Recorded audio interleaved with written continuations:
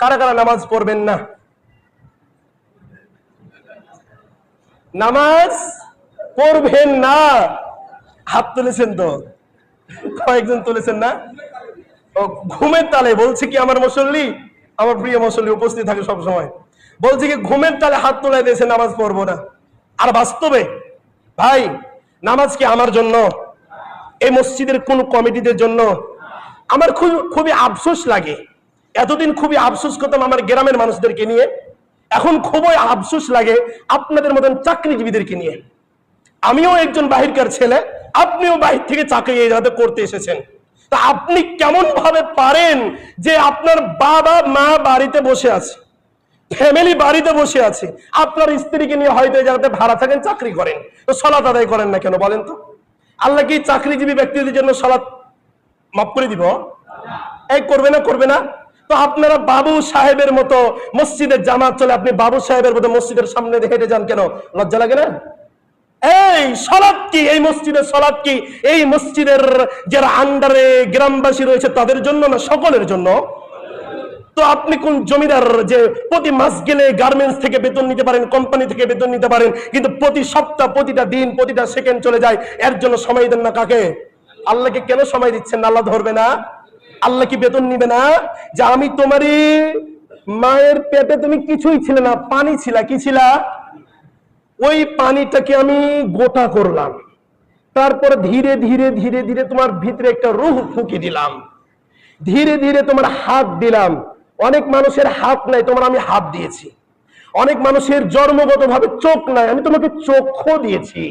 অনেক মানুষের জন্মগতভাবে মুখ দিয়ে কথা বলতে পারে না, আমি তোমাকে মুখও দিয়েছি। অনেক জন্মগতভাবে বাচ্চারা মৃত্যুবরণ করে, তোমাকে আমি মেরে ফেলিনি। অনেক ছেলেরা বিয়ের আগে মারা যায়, তোমাকে আমি বিয়ে করারও সুযোগ দিয়েছি। দিয়েছে না, দেয় নাই? যুবক ছেলেরা বলছে আমি তো এখনো বিয়ে করি নাই।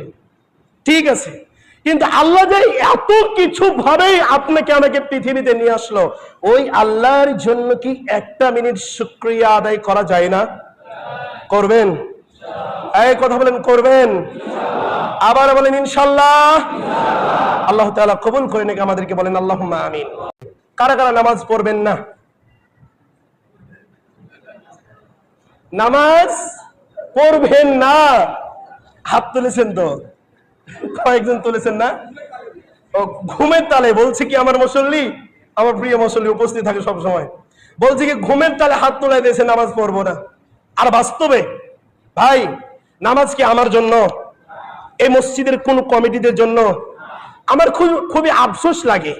এতদিন খুবই আফসোস করতাম আমার গ্রামের মানুষদেরকে নিয়ে, এখন খুবই আফসোস লাগে আপনাদের মতন চাকরিজীবীদেরকে নিয়ে।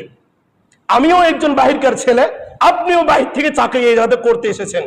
তা আপনি কেমন ভাবে পারেন যে আপনার বাবা মা বাড়িতে বসে আছে, ফ্যামিলি বাড়িতে বসে আছে, আপনার স্ত্রীকে নিয়ে হয়তো এই জায়গাতে ভাড়া থাকেন, চাকরি করেন, তো সালাত আদায় করেন না কেন বলেন তো? আল্লাহ কি চাকরিজীবী ব্যক্তিদের জন্য সালাত মাফ করে দিব? এই করবে না, করবে না? তো আপনারা বাবু সাহেবের মতো মসজিদের জামাত চলে, আপনি বাবু সাহেবের মতো মসজিদের সামনে হেঁটে যান কেন? লজ্জা লাগে না? এই সালাত কি, এই মসজিদের সালাত কি এই মসজিদের যারা আন্ডারে গ্রামবাসী রয়েছে তাদের জন্য না সকলের জন্য? তো আপনি কোন জমিদার যে প্রতি মাস গেলে গার্মেন্টস থেকে বেতন নিতে পারেন, কোম্পানি থেকে বেতন নিতে পারেন, কিন্তু প্রতি সপ্তাহ, প্রতিটা দিন, প্রতিটা সেকেন্ড চলে যায়, এর জন্য সময় দেন না কাকে? আল্লাহকে কেন সময় দিচ্ছেন না? আল্লাহ ধরবে না? আল্লাহ কি বেতন নিবে না? যে আমি তোমারই মায়ের পেটে তুমি কিছুই ছিলে না, পানি ছিলা, কি ছিলা? ওই পানিটাকে আমি গোটা করলাম, তারপর ধীরে ধীরে ধীরে ধীরে তোমার ভিতরে একটা রূহ ফুঁকি দিলাম, ধীরে ধীরে তোমার হাত দিলাম। অনেক মানুষের হাত নাই, তোমার আমি হাত দিয়েছি। অনেক মানুষের জন্মগতভাবে চোখ নাই, আমি তোমাকে চোখও দিয়েছি।